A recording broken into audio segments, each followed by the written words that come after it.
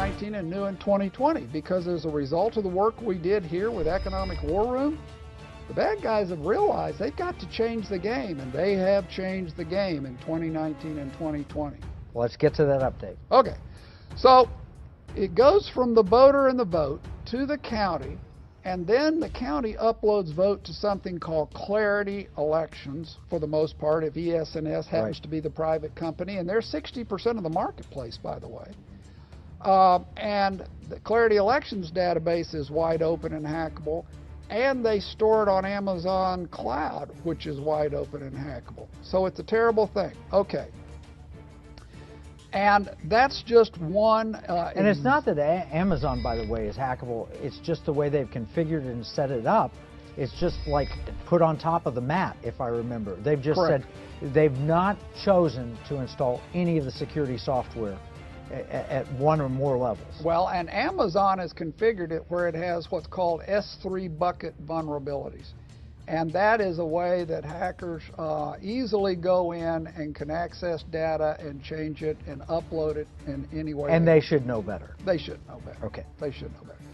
So it's, we mentioned ES&S. They're the ones that do Dallas, and that's what we first got looking at. But we also looked at 10X and Dominion and Hart and Demtech, and they all have the same problem.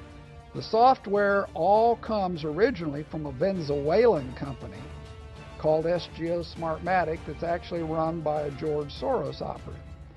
And these software companies that are conducting our elections, they all upload everything via the internet to a company called Seidel. And Seidel has several databases. One's called Clarity, one's called Democracy Suite, one's called Precinct Central. So they've got all kinds of names, but they're all going to Seidel. And Seidel is a Barcelona, Spain multinational company.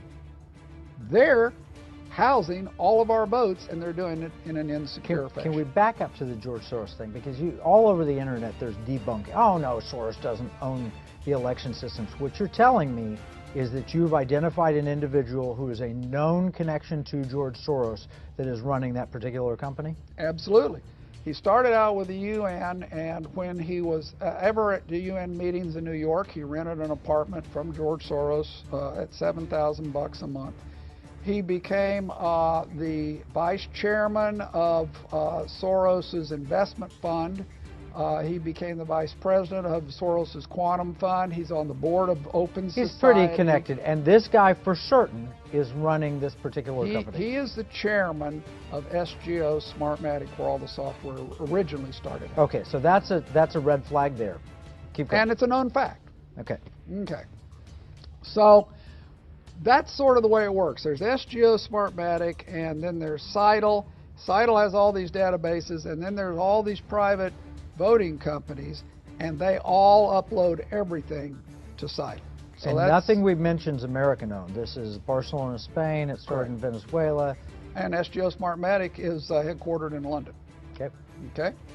And by the way, the U.S. State Department says they can't figure out who owns SGO Smartmatic because the ownership is held in foundations and offshore trusts and all over the planet. Lacking transparency. None. There is no transparency. If there's any private company involved in our elections, it has to be transparent, and this is not.